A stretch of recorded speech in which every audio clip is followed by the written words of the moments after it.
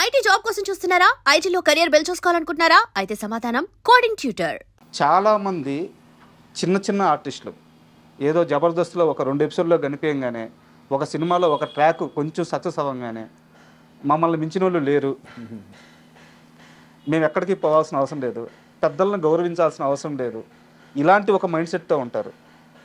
మీరు కలిసి యాక్ట్ చేయకపోయినా సరే లెజెండరీస్ ఎప్పుడు లెజెండరీస్ అని చెప్పేసి 100% వాళ్ళని గౌరవించుకున్నారు. ఈ మైండ్ సెట్లో తేడా ఎందుకు వస్తుంది అన్న ఆర్టిస్ట్కి?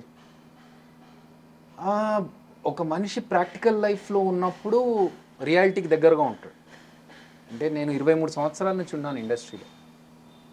ప్రభాస్ గారితో ఈశ్వర్ సినిమాలో స్టార్ట్ అయినప్పుడు నా జర్నీ. సో నేను చూసా, అంటే లైక్ ఒక లైఫ్ పెద్ద సినిమా హిట్ అయినప్పుడు జనాలు ఎలా చూస్తారు, సినిమా ఫ్లాప్ అయితే ఎలా చూస్తారు, ఒక క్రేజ్లో ఉన్నప్పుడు మనం ఎలా రిసీవ్ చేసుకుంటారు, అసలు ఏం లేనప్పుడు జనాలు బయట రోడ్డు మీద కనీసం పట్టించుకోరు. ఇవన్నీ చూసి వచ్చాం కాబట్టి ఇదంతా తాత్కాలికం. ఈరోజు మనకు ఒక పేరుండి మన వెంట జనాలు వచ్చి ఫోటోలు దిగినారంటే ఈ రోజు ఉండొచ్చు, రేపు ఉండకపోవచ్చు. సో అది మనం నెత్తి మీదకి ఎక్కించుకున్నామంటే ఇంకా దెబ్బ పడ్డట్టే. ఇవన్నీ పక్కన పెట్టేసి వాట్ వీఆర్ అలా వెళ్తే ఇవన్నీ రావు. ప్రభాస్ గారి టాపిక్ వచ్చింది కాబట్టి ఒక చిన్న ఇన్సిడెంట్ చెప్తాను. ఫస్ట్ షాట్ ఇద్దరి మధ్య ఫస్ట్ షాట్ పెట్టంగానే మీరు ఏదో యాక్ట్ చేశారు. అవును, అలా ఎలా చేస్తారు సిగ్గు లేకుండా అడిగారంట. అదేంటంటే మీరు సినిమాలో చూస్తే ఇప్పుడు తెలుస్తుంది. ఫస్ట్ డేనే ఫస్ట్ షాట్ సుభాష్ థియేటర్, ఇప్పుడు ఉషా మయూర్ అని పేరు మార్చారు, మన ముషిరాబాద్ దగ్గర ఉంటుంది. ఆ థియేటర్లో షాట్ 200 మంది జూనియర్ ఆర్టిస్టులు ఉన్నారు. బ్లాక్ టికెట్స్ కోసం నేను, ప్రభాస్ అన్న, మిగతా వాళ్ళు సినిమాలో వెళ్ళాలి ఈశ్వర్లో. సో అక్కడ ఏంటంటే నాకు అంతకుముందు ఆ సీన్ చెప్పలేదు. డైరెక్ట్గా స్పాట్లో జయంత్ గారు పిలిచి, ఈ షాట్లో ఏంటంటే అమ్మా నువ్వు ప్యాంట్ తీసి లోపల నీ బాక్సర్ షార్ట్స్ ఉంది కదా, అందులో డబ్బులు ఉంటాయి, ఆ డబ్బులు తీసి టికెట్ తీసుకోవాలన్నారు. ఓకే అన్న, నాకు సిగ్గా పాడా మనకు అప్పుడు, ఇప్పుడంటే కొంచెం షై ఫీలింగ్ అని. అప్పుడు ఓకే సార్ అన్నాను. ప్రభాస్ అన్న చూస్తూ ఉన్నారు. ఓకే టేక్ అన్నారు. Ready, okay. ఆవిడ ఎవరు లేడీ వచ్చింది బ్లాక్ టికెట్స్ అమ్ముతున్నప్పుడు ఒక్క నిమిషం అని చెప్పి టక్కన ప్యాంట్ తీసి లోపల చెడ్డీలోంచి డబ్బులు తీయడానికి ట్రై చేస్తూ ఉంటారు. వచ్చిన తర్వాత ఈ లోపల వేరే వాళ్ళు వచ్చి టికెట్ తీసుకుని వెళ్ళిపోతారు. అయిపోయిన తర్వాత నీకు సిగ్గు అనిపించలేదా, ఇంతమంది ముందు అలా ఇలా తీసేవన్న? సిగ్గా అసలు ఏముంది ఇందులో సిగ్గుపడ్డానికి? అంటే అసలు కాన్షియస్ లేదు, చుట్టూ జనాలు ఉన్నారు, కెమెరా ఉంది, ఏం పట్టించుకోలేదు. ఫస్ట్ టైం యాక్టింగ్ అవకాశం రావాలని చూస్తున్న వాళ్ళకి ఒక అవకాశం వచ్చింది, ఇంకా అంతే. ఆయనకి డైలాగ్ చెప్పడానికే సిగ్గు. ఆయన సిగ్గుపడతారు బాగా, సిగ్గరి.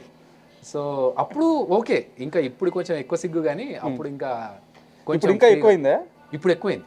అప్పుడు ఏంటంటే మేము షూటింగ్ లేకుంటే బ్రేక్ ఉంటే మేము అలా పక్కకి వెళ్ళిపోయి, అక్కడ అరుగులు ఉండేవి ధూల్పేటలో, అరుగుల మీద కూర్చునే వాళ్ళం సరదాగా. మేము కూర్చొని మేము మా ఆటలు మేము ఆడుకుంటూ ఫుల్ ఫన్. అసలు ఎక్కడ ఇంత సిగ్గుపడేవాళ్ళు కాదు. ఇప్పుడు వస్తూ వస్తూ ఇంకా సిగ్గుపడుతుంది. అంటే 22 సంవత్సరాల క్రితం జర్నీ అది. కట్ చేస్తే మన బాహుబలి 2లో ఆయనతో పాటు కలిసి అసిస్టెంట్ డైరెక్టర్గా సినిమా కట్ చేశారు. అంటే ప్రభాస్ అంటే మనిషిలో ఎలాంటి మార్పు రాదు, ఒక కింగ్ ఎలా ఉండాలో ఎలా బతకాలో అలాగే బతుకుతుంటాడు అని చెప్పి అందరూ ఆయన గురించి నెగిటివ్గా చెప్పిన ఒక్క పర్సన్. సో మీరేం గమనించారు ప్రభాస్ గారిలో? ఏమైనా మార్పు వచ్చిందా లేకుంటే అలాగే ఉన్నారా? చెప్పాక సిగ్గు ఎక్కువైంది. ఇంకా అప్పుడున్నట్లే లైక్ ఒక చైల్డ్, ఒక చిన్న అబ్బాయి మనస్తత్వం ఎలా ఉంటుంది అంటే ఏ కల్మషం లేకుండా వాడికి హామ్ చేయాలి, నేను ఏదో ఇలా చూపించుకోవాలి, అలాంటివి ఎప్పుడు లేదు. సరదాగా ఉండి అక్కడ ఉన్న స్టాఫ్ అందరితో కామెడీ చేసుకుంటూ. ఒక చిన్న ఇన్సిడెంట్ చెప్తా. ఆయన అంత పెద్ద హీరోలతో ఎక్కువ మందితో చేసింది లేదు, కానీ మామూలుగా ఆయన స్టేచర్కి ఒక క్యారవాన్లో దిగకుండా షార్ట్ ఉన్నప్పుడు మాత్రమే బయటకు వచ్చి చేసుకోవాల్సిన స్టేజ్లో ఉన్న పర్సన్ సరదాగా వచ్చి అక్కడ కూర్చొని అందులో వాళ్ళ టీం మెంబర్స్ వేసే జోకులకి నవ్వుతూ, చిన్న పిల్లోళ్ళు అయితే ఎలా ఎంజాయ్ చేస్తారో అలా ఎంజాయ్ చేస్తూ, అందులో ఒక అతన్ని కామెడీగా నీళ్ళలో దూసేస్తారు వీళ్ళు ఎవరో. ఆ నీళ్ళలో పడితే ఈయన ఎంత షాక్ అయిపోయాడంటే ఈయన లేచి ఈయన దూకి తీసుకొద్దామన్నంత లేచి నిలబడి రెడీ అయిపోయాడు. ఏమైపోతుందని. ఈ లోపల పక్కన వాళ్ళు ఆపి ఉండండి అని చెప్పి వాళ్ళు దిగి బయటకు లాగారు. బట్ పెద్ద డెప్త్ ఏం లేదు అది, కానీ అంత అంటే తనను నమ్మి తన చుట్టూ ఉండే వాళ్ళని అంత ప్రేమిస్తారు. సో అది మంచి క్వాలిటీ. అండ్ ఎప్పుడు కూడా తను సూపర్ స్టార్ అని చూపించుకోలేదు. అది రాజమౌళి సార్ అంటే ఒక ఇండస్ట్రీ మొత్తం, ఇండియన్ ఇండస్ట్రీ మొత్తం ఆయన వైపు తలెత్తి చూసుకునేంత చేశాడు ఆయన.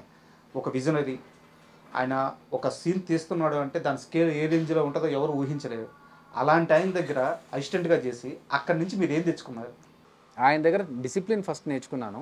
మనకున్న కొంచెం ఇంకొంచెం షార్పెన్ అంటే మనకు ఆల్రెడీ కొంచెం వచ్చిన దాన్ని ఇంకెవరన్నా బాగా చేస్తున్నారంటే అరే ఇది ఇంకా నేర్చుకోవచ్చు అన్నలాగా డిసిప్లిన్ బాగా నేర్చుకున్నాను ఆయన దగ్గర.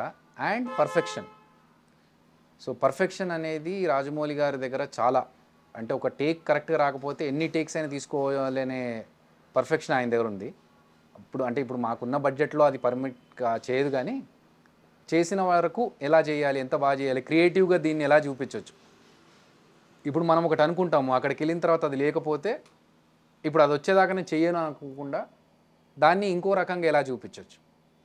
అలా యూనో ప్లాన్ బి కావచ్చు, లేకపోతే క్రియేటివ్గా ఇమ్మీడియట్గా దాన్ని మార్చుకొని ఇంకోలాగా చేసుకోవడం, ఇవన్నీ క్రియేటివ్ థింగ్స్. ఇండియన్ సినిమా హిస్టరీలో ఎవ్వరూ పెట్టనంత డబ్బులు ఖర్చు పెట్టి బాహుబలి తీశారు. బాహుబలి 2 తీశారు.